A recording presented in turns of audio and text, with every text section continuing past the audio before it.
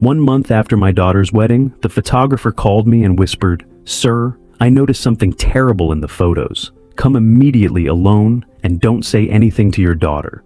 Before we continue, please subscribe to the channel and let us know where you are listening in the comments. The phone rang just as I set down my coffee. Tuesday morning, quiet house. Financial reports spread across my desk. The kind of peaceful moment I'd earned after 40 years building Reynolds Hardware. 3 stores across Phoenix. Good business, good life. I almost didn't answer the unknown number. "Mr. Reynolds?" The woman's voice trembled. "This is Carolyn Thornton. I photographed Jacqueline's wedding last month. I need to see you immediately, alone. Please don't tell your daughter." My hand tightened on the phone. "What's wrong?" "I can't explain over the phone, but I found something in the photographs, something very serious." The air in my office changed, became thinner somehow. "What kind of something?" "Tomorrow morning, 9 o'clock, my studio downtown. Please, Mr. Reynolds, come alone." Before I could respond, Wendy's voice exploded from the kitchen. "Ben, I told you 3 times already. I need that car. My Honda is embarrassing. You promised you'd ask him today." Benjamin's laugh rumbled from the living room, some television show blaring beneath it. "I'll be there," I said into the phone, barely hearing my own voice. Carolyn exhaled. "Thank you. I'm so sorry, Mr. Reynolds. I really am." She hung up. I sat motionless at my desk, the phone still pressed to my ear, staring at the framed photograph on my wall. Jacqueline in her wedding dress, radiant. Samuel beside her in his tuxedo. 1 month ago. $65,000 I'd spent on that day. Worth every penny to see my eldest daughter happy. Something very serious in the photographs. "Dad!" Wendy appeared in my doorway, phone in one hand, car keys in the other. "Did you hear me? I need money for a new car. The Honda is 7 years old and it's humiliating." I looked at my youngest daughter, 31 years old, living in my house for 4 years now. Temporarily, she'd said, when she moved in after her divorce. Benjamin had followed 6 months later. No rent, no end date. "We'll talk about it later, sweetheart." "Later? I need to go to the dealership this week. Melissa got a new Lexus and I can't keep showing up in that piece of junk." I turned back to my computer screen, the numbers blurred. "Dad, are you listening?" "Later, Wendy." She huffed and disappeared. Her footsteps stomped up the stairs. A door slammed. I picked up my coffee. Cold now. Through my office window, the Paradise Valley morning stretched bright and cloudless. July heat already building. Everything looked normal, felt wrong. The day crawled forward. I tried focusing on inventory reports, quarterly projections, payroll schedules. My mind kept circling back to Carolyn's trembling voice. The wedding had been perfect, hadn't it? Jacqueline had glowed. Samuel had been attentive. The ceremony at the Botanical Gardens, reception at that upscale resort. Everything elegant, tasteful, expensive. What could possibly be wrong with the photographs? Around noon, Benjamin wandered into my office without knocking. Never knocked. Just walked in like he owned the place. "Hey, Pops. Wendy says you're being weird about the car thing." I didn't look up from my computer. "I said we'd discuss it later." "Yeah, but she's pretty set on it. Maybe just give her the money, keep the peace." He leaned against my doorframe, arms crossed. 38 years old, no job. Living off my daughter's allowance, which meant living off me. "Benjamin, I'm working." Sure, just saying, happy wife, happy life, right?" He grinned and left. Happy wife. He'd never married Wendy. 4 years together, living in my house, and he couldn't be bothered to make it official. But he had opinions about how I should spend my money. I stood and walked to my window. Below, my pool sparkled unused. The guest house where Wendy and Benjamin stayed sat at the far edge of the property. Separate entrance, full kitchen, 2 bedrooms. I'd had it built thinking visiting grandchildren might use it someday. No grandchildren, just Wendy and Benjamin.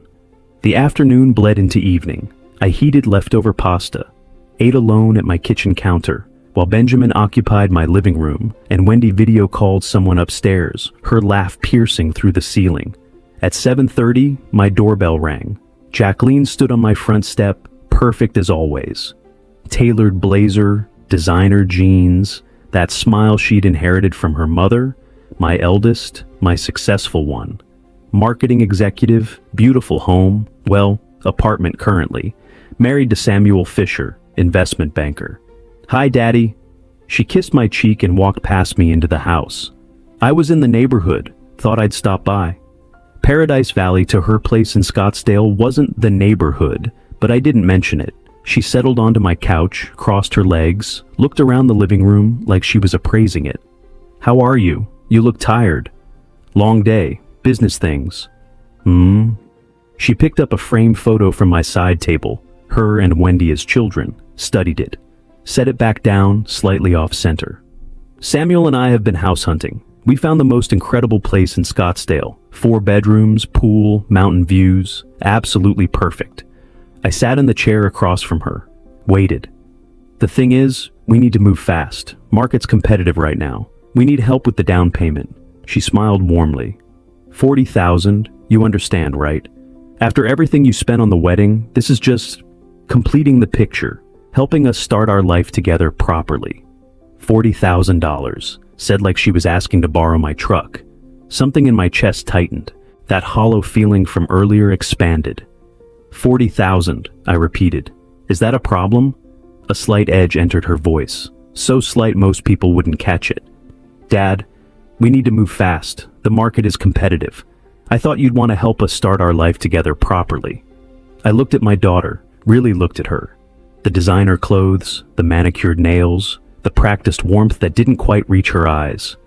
Let me think about it, sweetheart. Her smile faltered, just for a second. Think about it? Dad, this is important. Samuel and I need to review some things first. She stood abruptly. Fine, but don't take too long. We can't lose this house. She grabbed her purse, kissed my cheek again, colder this time. Love you, Daddy. Call me soon. I watched her Mercedes pull away, standing in my doorway. $40,000, delivered like I'd already agreed. Like my money was her money. Benjamin's laughter echoed from the living room. Sports highlights on my television, his beer bottle sweating onto my coffee table. I walked back inside, but something had shifted. The house felt different. Or maybe I was seeing it clearly for the first time. My phone sat on the hall table where I'd left it. Carolyn's number still in the call log. Tomorrow morning, her studio. Whatever she'd found on those wedding photographs. I had a feeling it would explain this hollow sensation spreading through my chest. I picked up the phone and looked at Jacqueline's last text. Thanks for understanding about the house, Dad. Love you. I hadn't agreed to anything, but she'd assumed. They all assumed. I left the house before Wendy woke up. Didn't want questions. Didn't want Benjamin asking where I was going with that look he got. Like everything I did required his approval in my own home.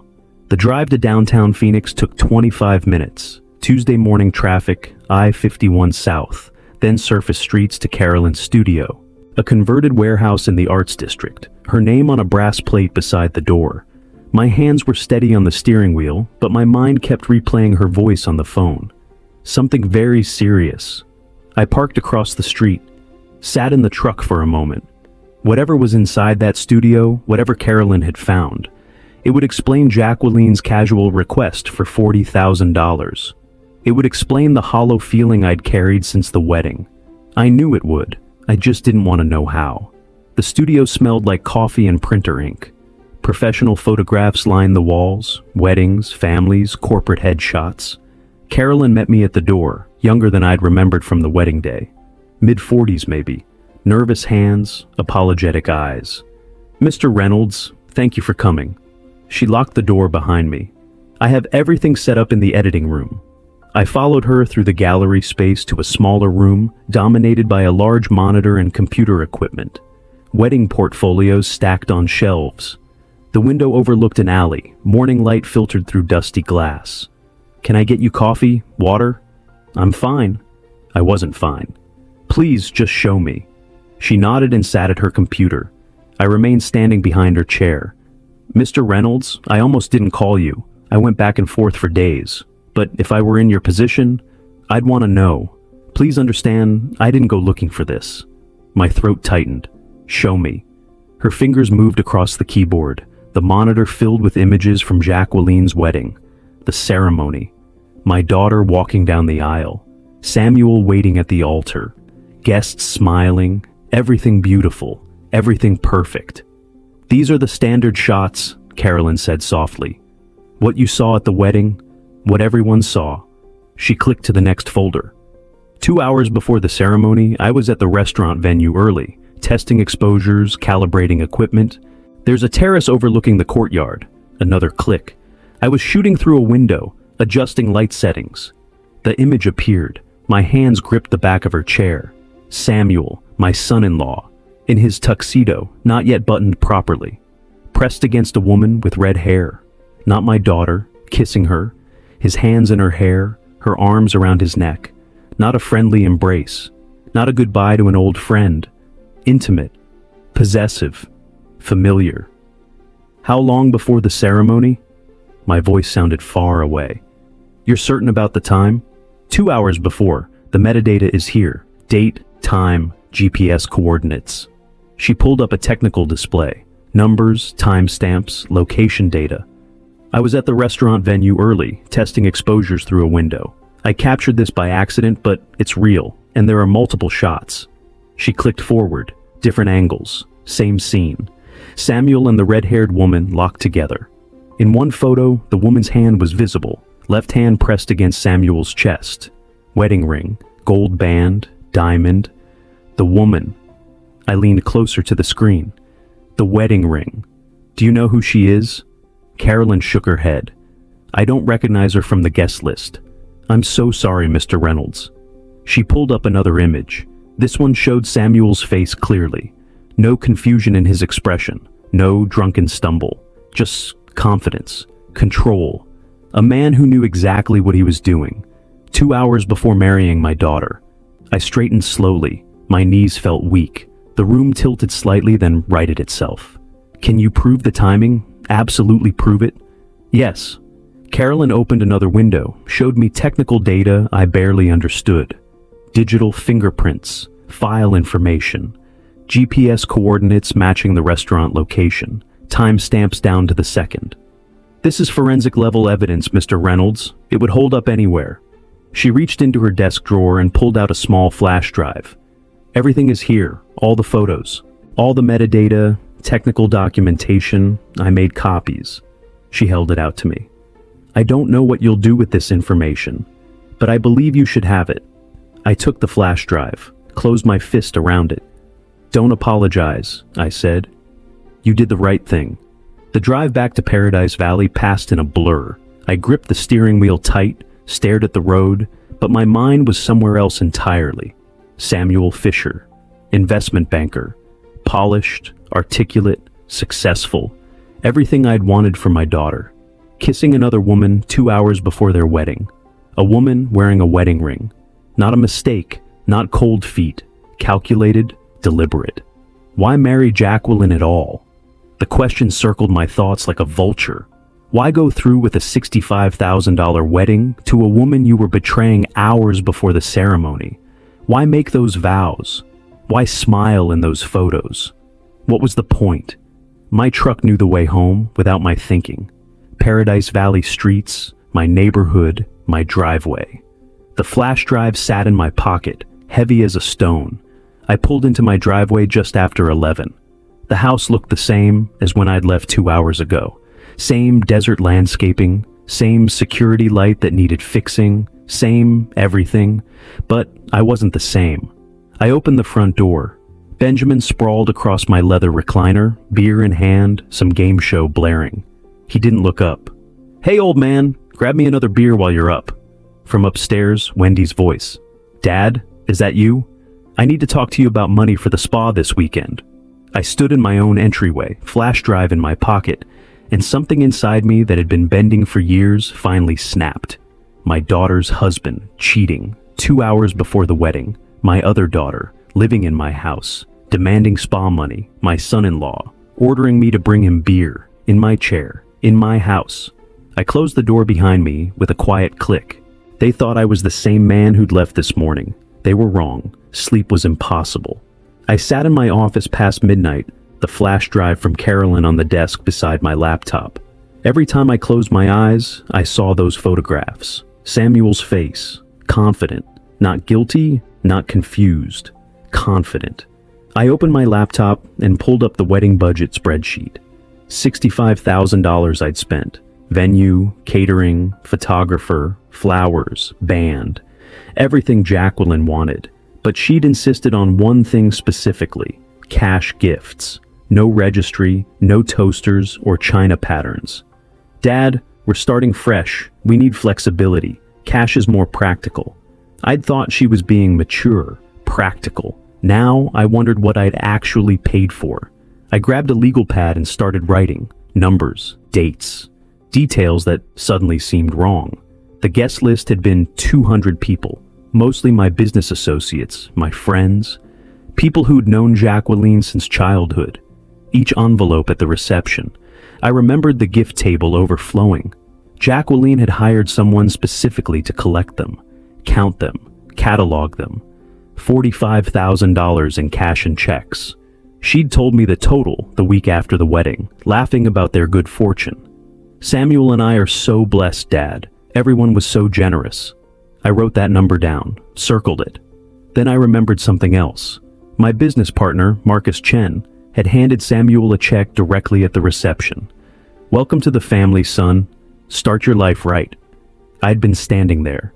$15,000. Marcus was wealthy, generous to people he respected. Samuel had pocketed that check and smiled. Thank you, sir. We won't forget this. $60,000 total from one wedding. For a couple supposedly starting out. Why marry Jacqueline at all? I stared at that question on my legal pad. If Samuel had another woman, a woman wearing a wedding ring, why go through with a $65,000 ceremony? Why smile in those photos? Why take those vows? Unless the vows didn't matter, unless the money did. My stomach turned, the night dragged on. I made coffee around 3 in the morning, stood at my kitchen window, watching the dark desert hills. Somewhere in Scottsdale, Jacqueline slept beside the man who'd betrayed her hours before their wedding. Or maybe she knew. Maybe she didn't care. That thought was worse than the first. At 7, I showered and dressed. Business casual, khakis, polo shirt. Left the house before Wendy woke up. Didn't want questions. Didn't want to see Benjamin sprawled on my couch. The bank opened at 9. I drove to the downtown Phoenix branch where I did my business banking. Professional territory. Safe ground. The manager, Patricia Williams, greeted me in her office. We'd worked together for 15 years.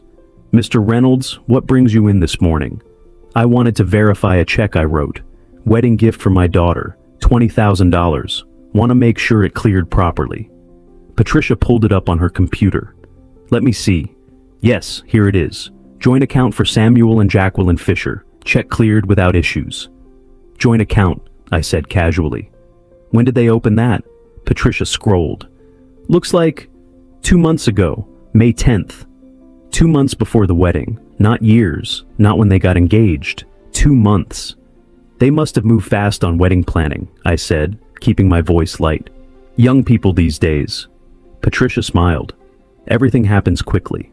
I thanked her and left. In my truck, I sat with the engine running, May 10th. They'd opened a joint account specifically to receive wedding money, planned it, coordinated it. This wasn't romance, this was logistics.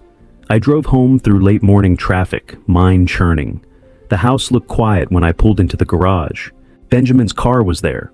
Old Camry he refused to maintain, always asking for money to fix it.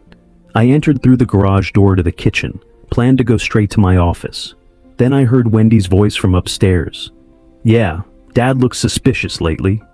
Her voice carried down from the second floor landing. Phone conversation, volume too loud, the way she always talked. I don't know, different somehow, but don't worry, sis. Ben and I can stretch this another 6 months easy. By then he'll cave and buy us that condo just to get rid of us. I froze in the hallway. Jacqueline's voice came through the phone speaker. Wendy had it on high volume, laughing. Perfect. I've got 2 more months of playing happy wife. Then I file. Half those gifts are legally mine in Arizona. Samuel already agreed to 60-40 split. Easiest $45,000 I ever made. My hand found the wall, steadied myself. Wendy laughed. And Sam's little girlfriend doesn't even know about the plan. This is perfect. Dad's so busy feeling proud of your marriage, he doesn't see anything. Keep him distracted, Jacqueline said. Make him think you need something big. That way when I ask for the house down payment, it won't seem excessive by comparison. Already on it, asked him for a new car yesterday. He looked annoyed, but he'll come around. He always does. I backed away, silent, careful. Each step measured until I reached my office. Closed the door, leaned against it. My hands were shaking. 2 daughters, both lying, both using me. One planning divorce to steal wedding money. The other squatting in my house, running out the clock until I bought them off. Playing happy wife, easiest $45,000 I ever made. I'd almost let it happen.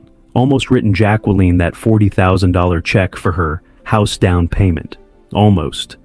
I sat down at my computer, typed, property lawyer, Phoenix, Arizona. Robert Mackenzie's name appeared third in the search results. 25 years experience, real estate law, family trusts, asset protection. His office had an opening tomorrow morning at 9. I made the appointment. Then I sat back in my chair and looked at my closed office door. Beyond it, Wendy was probably still on the phone. Benjamin was probably still planted on my couch. Both comfortable, both confident. They had no idea what was coming. I didn't either, not exactly. But tomorrow I'd start finding out. Tomorrow I became something other than a wallet with a heartbeat. Mackenzie's office was in a glass building downtown, 23rd floor. I arrived 10 minutes early and spent them in the parking garage, organizing my folder one last time. Wedding spreadsheet. Flash drive from Carolyn. My notes from last night. 3 pages of timelines, quotes, dollar amounts. Evidence. The elevator ride up felt longer than it was.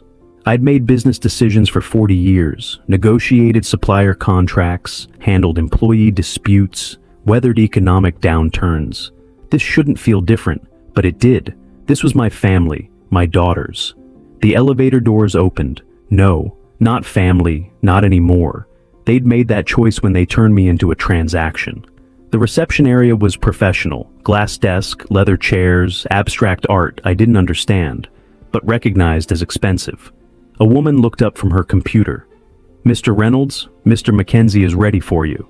His office had floor-to-ceiling windows overlooking Phoenix, mahogany desk, law books lining one wall, diplomas and bar certificates in frames. Robert Mackenzie stood as I entered, 50s, gray at the temples, firm handshake. Mr. Reynolds, please have a seat. Can I offer you coffee? Yes, black. He poured from a carafe on the credenza, handed me a ceramic mug, settled behind his desk.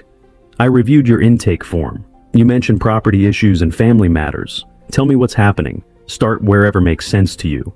I placed my manila folder on his desk, opened it methodically. A month ago, I paid for my daughter's wedding. $65,000. 3 days ago, the photographer showed me pictures of my son-in-law with another woman, 2 hours before the ceremony. Yesterday, I discovered my daughters planned this. The marriage was a scam to collect cash gifts and split them. Mackenzie's pen paused over his legal pad. When you say plan this, you have evidence both your daughter and her husband intended to divorce from the beginning? I overheard my younger daughter on the phone with her sister. Quote, 2 more months and I file for divorce. Half the gifts are legally mine. Samuel already agreed to 60-40. Those were my daughter's exact words. I slid the flash drive across his desk. The affair photos are here, metadata included, timestamps, GPS coordinates, everything. Mackenzie inserted the drive into his computer, clicked through files. His expression didn't change, but his jaw tightened slightly.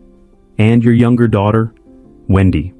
She's been living in my house for 4 years, her boyfriend with her. No rent, no lease, constant money demands. I pulled out my handwritten notes. Yesterday's phone call. She told Jacqueline they'd stretch it another 6 months until I bought them a condo. Mackenzie made notes, circled specific details. Underlined 4 years and no lease. Mr. Reynolds, in Arizona, property law is very clear. Your house is your property. If there's no written rental agreement, and you've indicated there isn't, you have the right to begin eviction proceedings. The standard timeline is 30 days after written notice. And my younger daughter, her boyfriend, they've lived there 4 years without paying rent. Can they fight this? Not successfully. Without a lease, they're essentially guests who've overstayed. Arizona law protects property owners. The 30-day notice is a courtesy, not a negotiation. Something loosened in my chest. A courtesy, not a negotiation. Mackenzie pulled a thick book from his shelf. Arizona Property Code. Opened to a flagged section, turned it so I could read.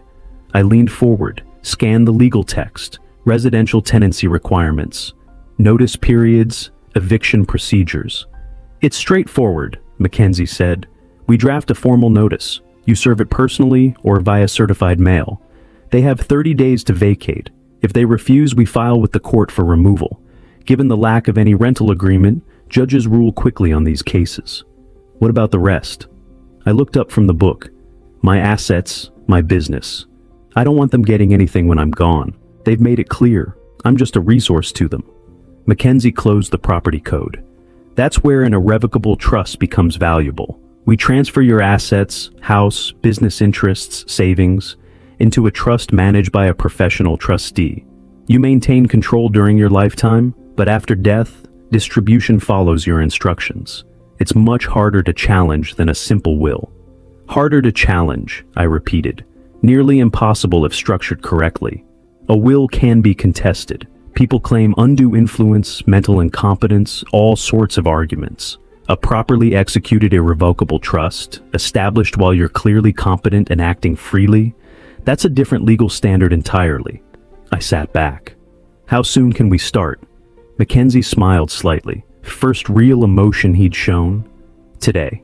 I'll need you to sign an engagement agreement. My fees for this work, eviction notices, will revision, and complete trust creation will be $8,500. The trust work alone typically runs $6,000, but given the connected nature of your situation, I can offer a package rate, $8,500.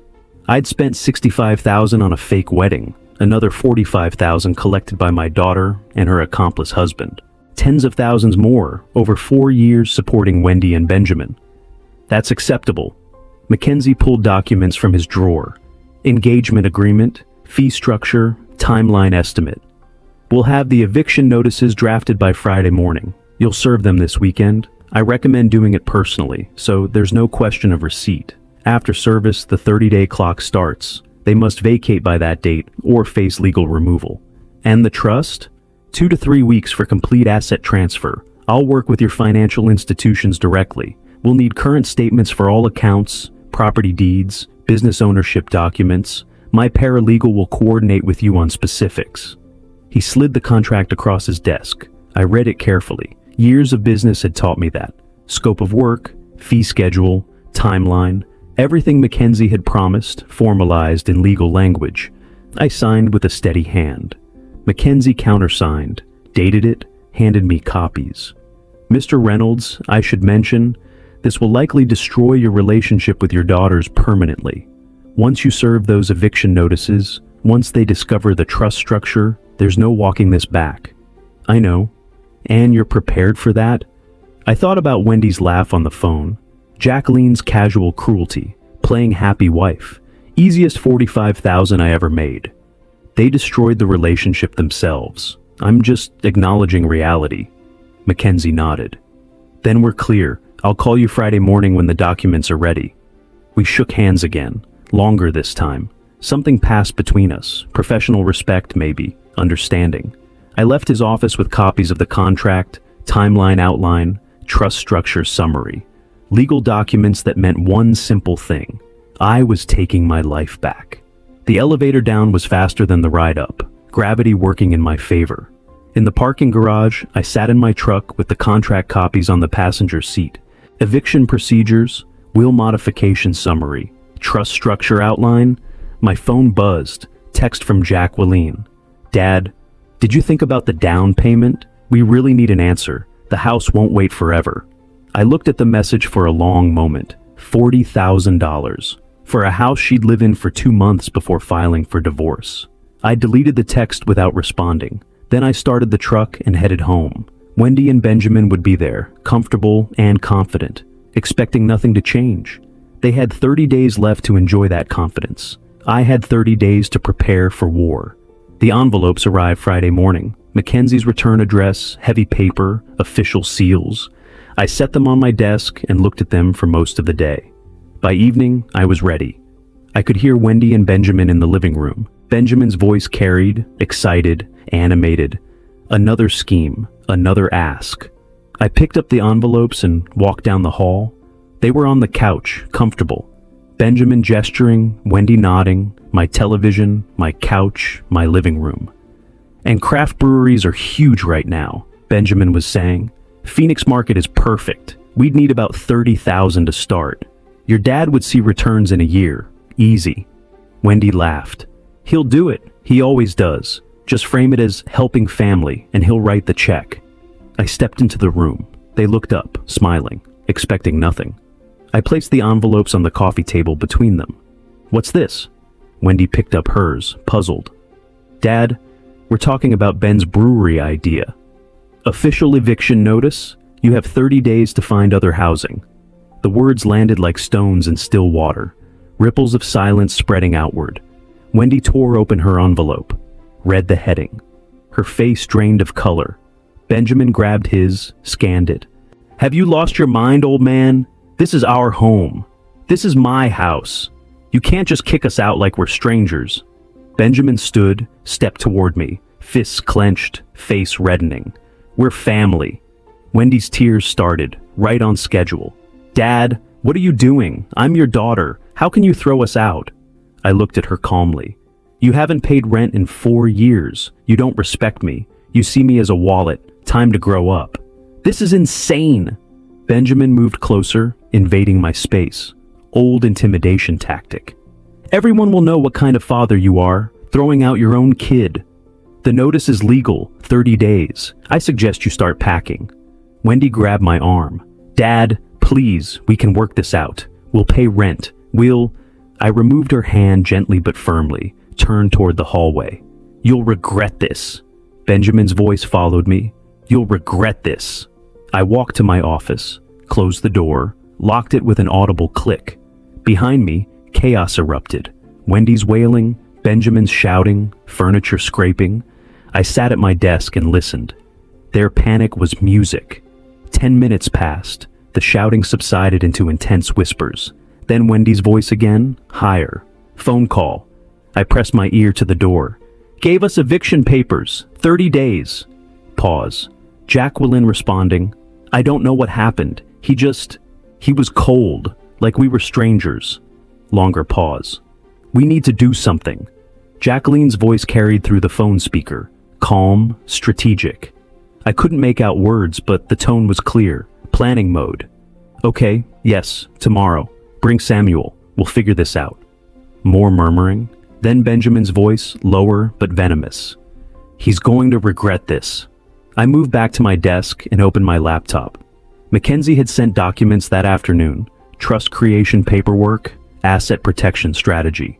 They thought this was about the house. They had no idea I was protecting everything. My phone buzzed. Text from Jacqueline. Dad, Wendy called me. We need to talk. Coming over tomorrow with Samuel. This has gone too far. I read it twice. They were regrouping, coordinating, about to launch their counterattack. Let them come. I pulled up a calendar and marked the date. Day 1 of 30. The clock had started. In the living room, Wendy was still crying. Benjamin was pacing. I could hear his footsteps, back and forth, back and forth. They'd lived here for 4 years without contributing a single dollar. 4 years of treating my home like a hotel. 4 years of demands and disrespect and assumptions.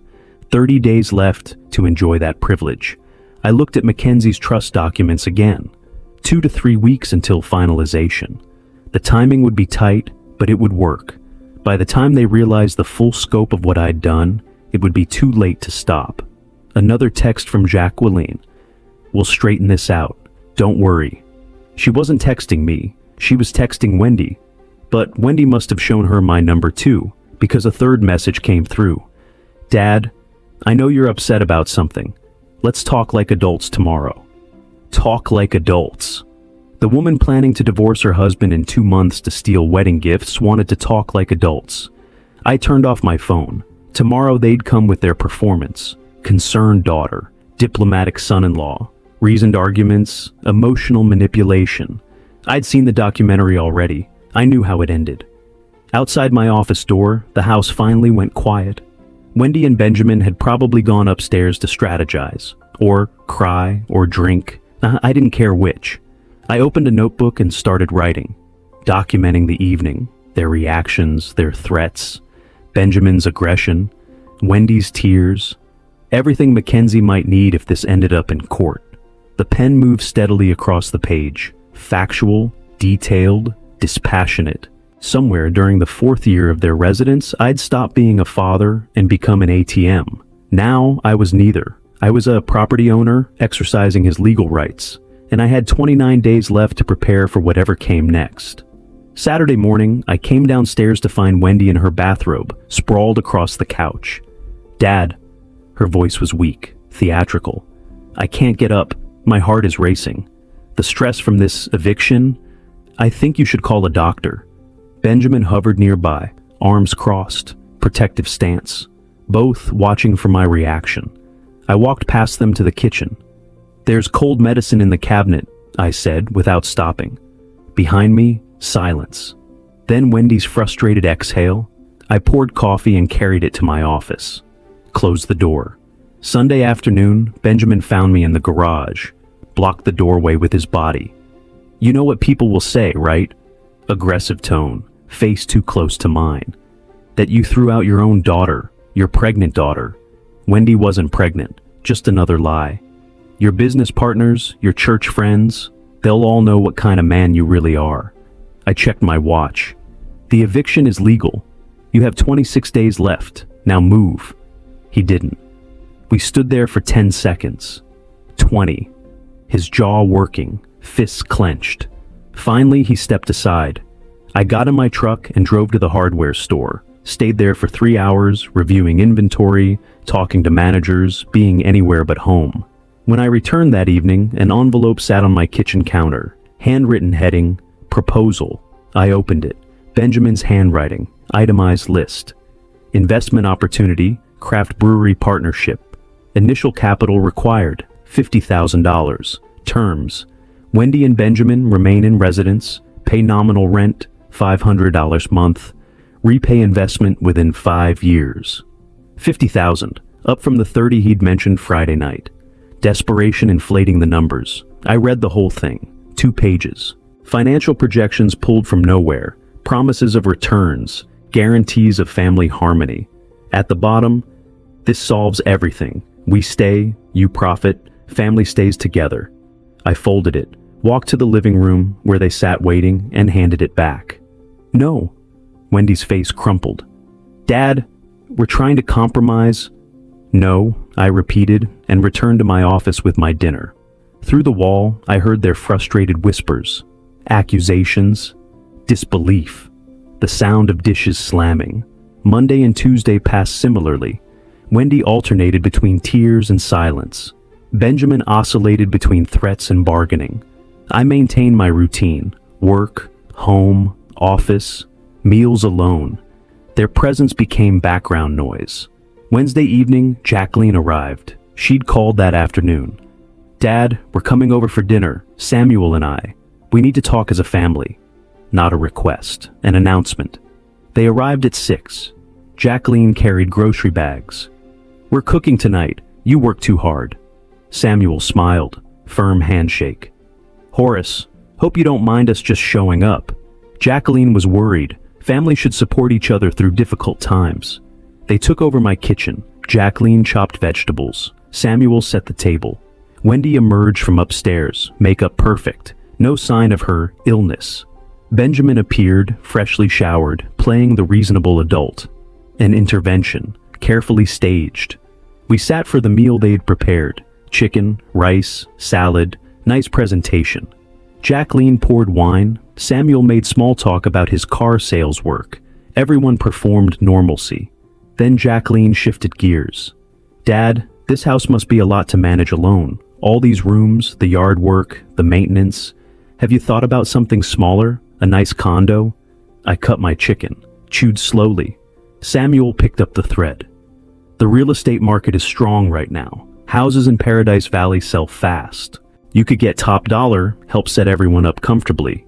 There it was. Jacqueline touched the picture frame on the side table, adjusted it, territorial gesture.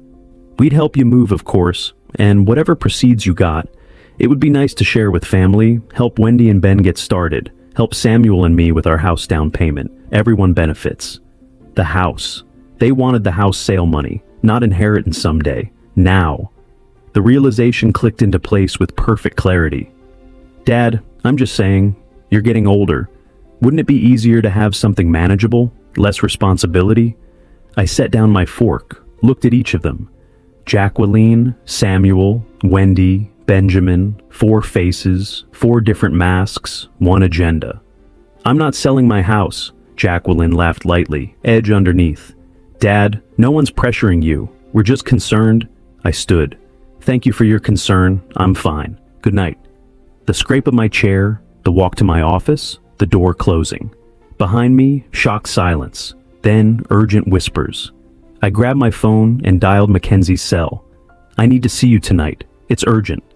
I'll be at the office in 30 minutes. I waited until I heard their cars leave. Jacqueline's Mercedes, then Benjamin's Camry following, coordinating, planning their next move. I grabbed my keys and drove downtown. Mackenzie's office was lit, 23rd floor window glowing. He met me in the lobby. They're coordinating strategy to acquire my assets, I said as we rode the elevator up. The eviction triggered something. Now they want me to sell the house, split the proceeds. Tonight's dinner was reconnaissance. In his office, Mackenzie pulled out fresh documents.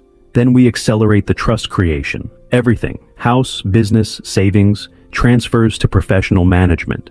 You maintain full control during your lifetime. But after death, distribution follows your exact instructions. They can't challenge it, can't manipulate it.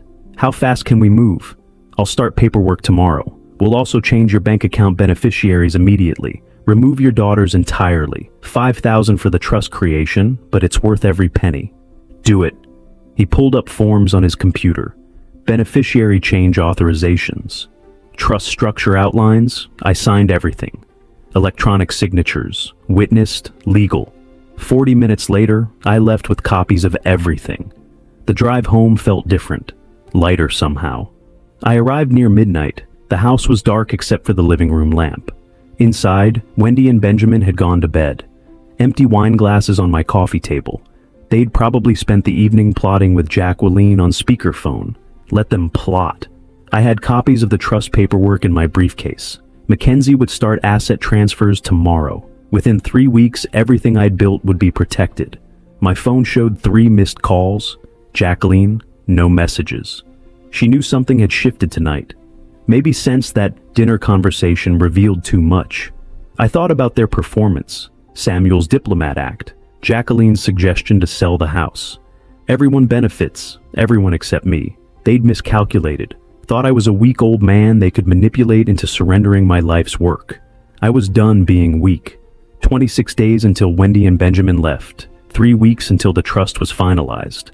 They had that long to enjoy feeling like they still had leverage. I had that long to make sure they'd never manipulate me again. 2 weeks had passed since I'd served the eviction notice. 15 days remained.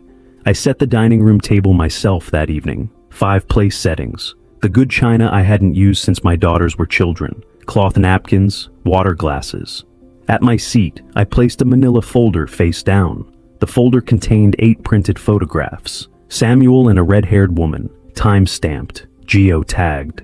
2 hours before his wedding to my daughter. I'd invited everyone. Both daughters, both sons-in-law. A family dinner, I'd said. They arrived separately. Jacqueline and Samuel first, 15 minutes early. I heard them in the living room, whispered conversation with Wendy and Benjamin, coordinating, planning their approach. I called them to the table. The tension was immediate. They sat, exchanged glances, waited. I served roasted chicken and vegetables. Simple meal, nothing elaborate. This wasn't about hospitality. We ate in near silence for 10 minutes, forks scraping plates, water glasses lifted, the sound of forced normalcy. Then Jacqueline started. Dad, we've all been talking. The situation with Wendy, it's stressful for everyone. Maybe it's time to think about simplifying. The house, the business, it's a lot for one person. Samuel nodded. supportive. Horace, no one's saying you can't handle it. We just want to help. Selling at the right time, in this market, we could help you organize everything. Make it easy. Wendy leaned forward, gentle voice. Dad, we're worried about you. All alone here. Wouldn't a nice condo be better? Less maintenance, less stress? I set down my fork, reached for the manila folder.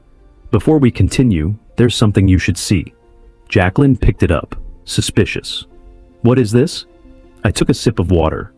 Photographs from your wedding. Particularly interesting are the shots of Samuel with a red-haired woman, 2 hours before the ceremony, on the restaurant terrace. Samuel's face drained. That's not... Jacqueline opened the folder. I watched her eyes move across the first image, then the second. Her expression hardened into stone. Where did you get these? I ignored the question. I also overheard a phone conversation between you and Wendy. Let me quote, 2 more months, and I file for divorce. Half the gifts are legally mine. Samuel already agreed to 60-40 split. Those were your exact words, Jacqueline. Wendy's hand flew to her mouth. Benjamin half stood. You spied on us? You had no right? I raised one hand, palm out. Stop. Benjamin sat. I've created an irrevocable trust. My house, my business, my savings, everything is now protected. After my death, you'll receive the minimum required by Arizona law, not a cent more. Jacqueline's voice rose. You can't do this? We're your family. I stood, pushed my chair back slowly, folded my napkin beside my plate. Wendy and Benjamin have 15 days to find new housing. This conversation is over. Dad? Jacqueline stood too. You're destroying this family. Over what? Some misunderstanding? I paused at the dining room doorway, didn't turn around. I'm not destroying anything. I'm protecting what I built from people who saw me as a resource, not a father. I walked down the hall to my office, closed the door, locked it. Behind me, voices erupted, Jacqueline shouting, Samuel's defensive protests, Wendy crying, Benjamin's angry curses. I sat at my desk and opened my laptop. Email from Mackenzie, sent an hour ago.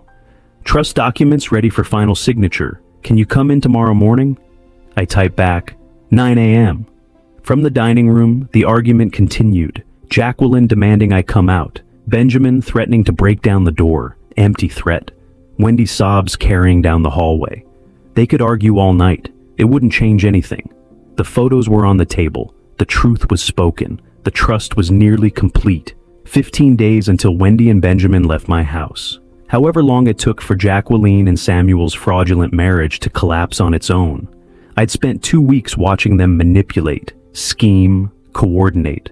Watching them treat my home like their playground and my wallet like their property. Now they knew I'd been watching back, and I'd already won.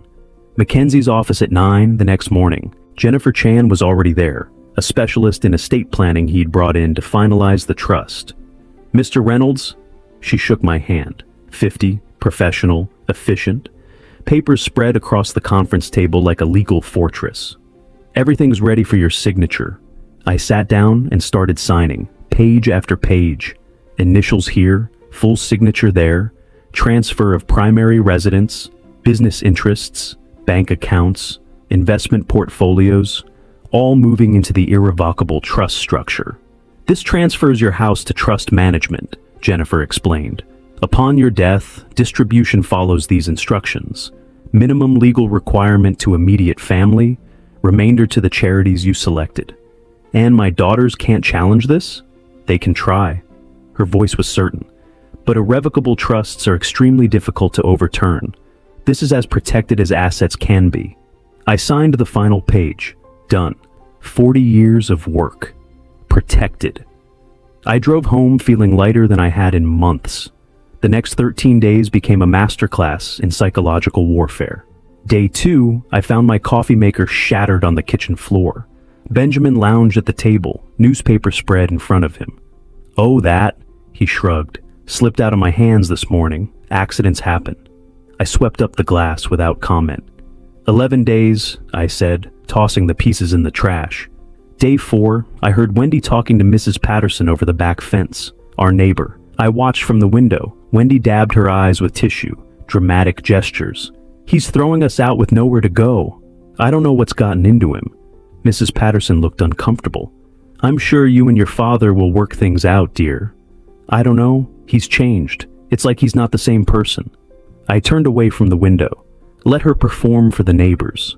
It changed nothing. Day 7, Jacqueline arrived with a woman carrying a clipboard. "Dad, this is Dr. Morrison. She's a psychologist. We thought it might help to talk." I remained standing, arms crossed. I didn't agree to any conversation. The woman smiled professionally. "Mr. Reynolds, your daughter is concerned about recent behavioral changes. Sudden decisions, cutting off family.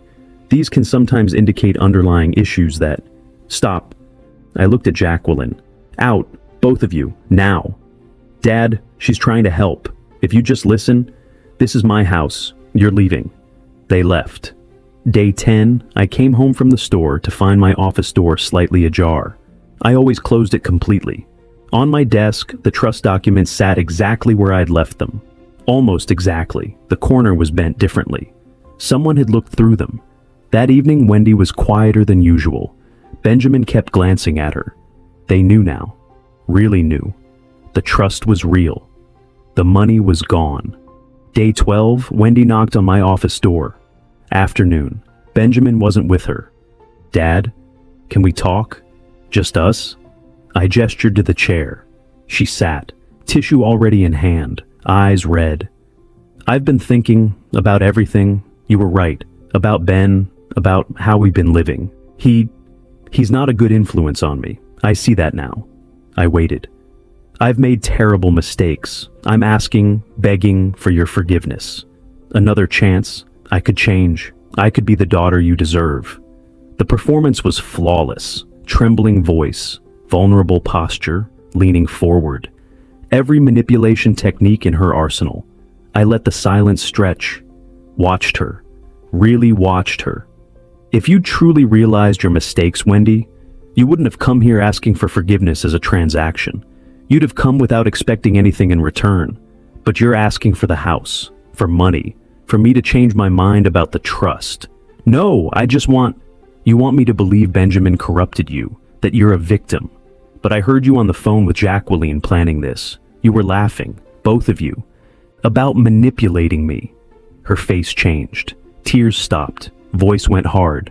Fine. You want to be alone? Be alone. But don't expect us to care what happens to you." I didn't stand, didn't react. 8 days, Wendy. Start packing." She turned and walked out. The door slammed hard enough to rattle the frame. Through the ceiling, I heard her stomping upstairs. Benjamin's voice, questioning. Then Wendy's angry response, words muffled but tone clear. She was telling him it hadn't worked, that I wouldn't cave, that they needed to actually find an apartment. Reality finally breaking through. I pulled up my calendar. 8 days until the eviction deadline. Mackenzie had already arranged for the sheriff if they refused to leave voluntarily. My phone showed a text from Jacqueline. "I hope you're happy. You've destroyed this family." I deleted it without responding. The trust documents sat in my desk drawer, signed, notarized, filed. Every asset I'd spent 40 years building, protected. The house was mine. The business was secure. My will reflected my choices, not their expectations. 8 more days of their presence, 8 more days of psychological warfare I no longer felt. Then silence, space, peace. For the first time in 4 years, I'd have my house back. For the first time in months, I'd have my life back. The 30th day. I pulled into my driveway at 10 that morning. The sheriff's vehicle arrived 30 seconds behind me. Mackenzie's car followed. We'd coordinated this. Official, legal, no room for argument. Deputy Martinez stepped out, mid-40s, experienced, professional. We'd spoken on the phone twice. He knew the situation. "Mr. Reynolds?" He shook my hand. "Let's get this done." Mackenzie joined us, briefcase in hand. "Everything's in order. The eviction notice was properly served. The 30 days have elapsed. They're officially trespassing now." We walked to my front door together, my house, my property, but I knocked anyway. 3 firm knocks. Silence. Then Benjamin's voice muffled, "Go away! You can't do this!" Martinez stepped forward, hand resting on his duty belt. Sir, this is Deputy Martinez with the Maricopa County Sheriff's Office. I'm here to enforce a legal eviction order. Open the door now, or I'll be forced to open it myself. That becomes criminal trespass. Your choice. A long pause, whispered argument inside. Then the door cracked open. Wendy's face appeared, red eyes, defiant expression trying to mask panic. Martinez pushed the door wider, entered professionally. Mackenzie and I followed. The living room looked like a war zone, clothes scattered everywhere, pizza boxes stacked on my coffee table, beer cans, chaos, but no packed boxes, nothing ready. You folks weren't planning on leaving, were you? Martinez surveyed the room, making notes. All right, you have 2 hours to collect personal belongings. That means clothes, personal items, no furniture, no fixtures. The clock starts now. 2 hours? Wendy's voice pitched high. We can't possibly... You've had 30 days, ma'am. 2 hours is generous. Benjamin appeared from the kitchen, unshaven, angry. This is insane. We have rights. Mackenzie's voice cut through. You have 0 rights to this property. No lease, no rental agreement, no ownership. This is the final day. Benjamin looked at me. You're really doing this. Your own daughter. I didn't respond. Didn't need to. Martinez checked his phone. 2 hours, starting now. What followed was chaos in slow motion. Wendy frantically stuffing clothes into garbage bags, crying intermittently. Benjamin throwing things into a duffel bag with aggressive movements, muttering curses under his breath.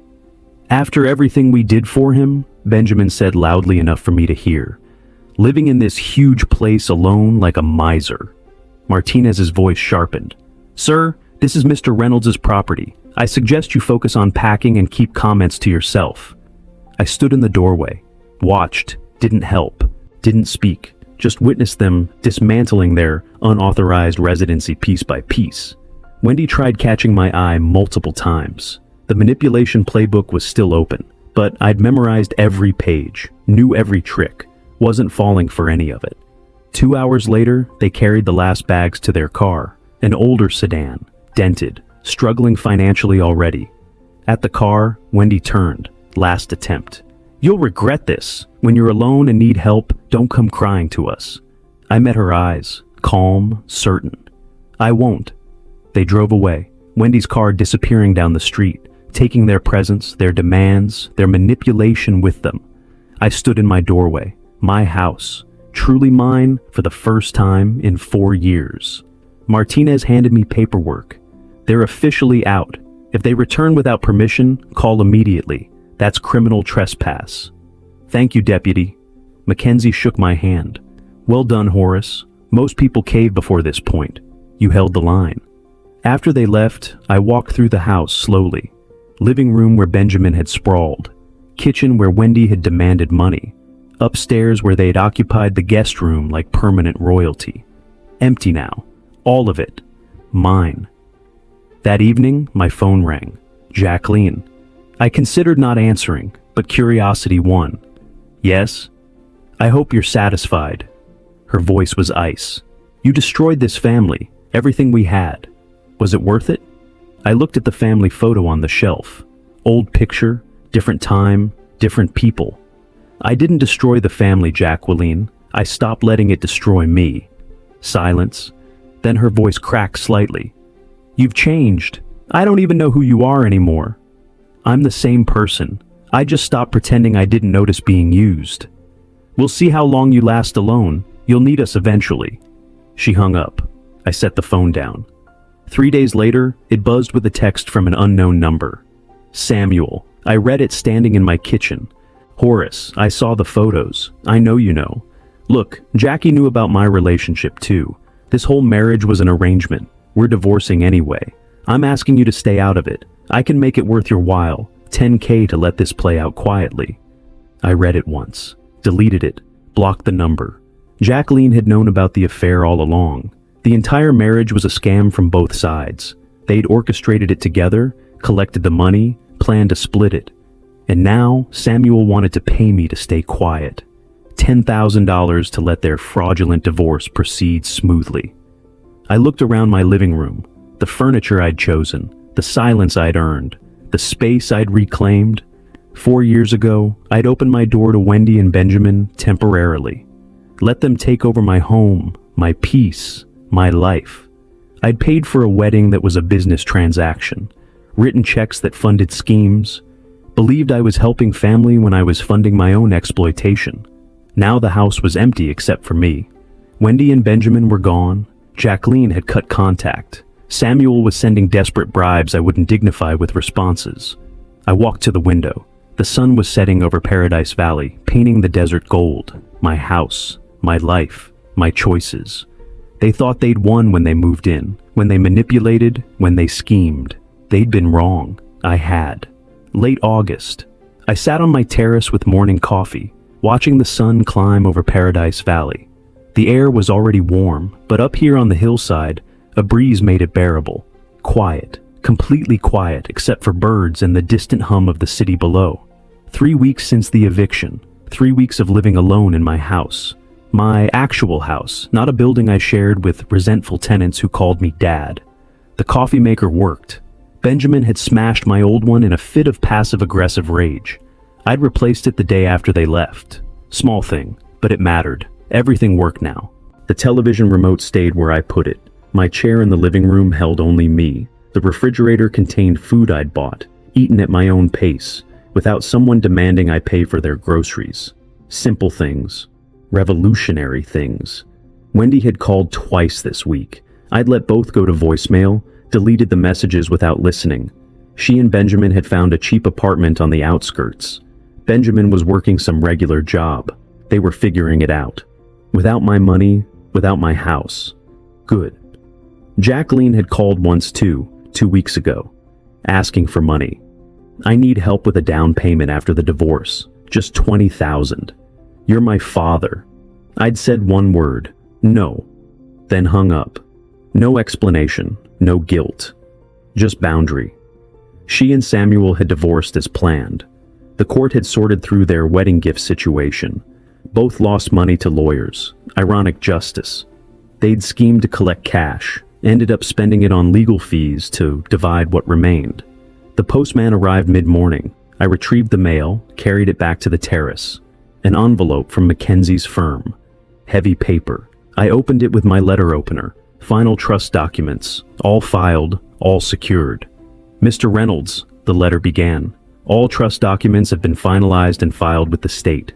Your business interests have been transferred to trust management. Estate distribution instructions are secured.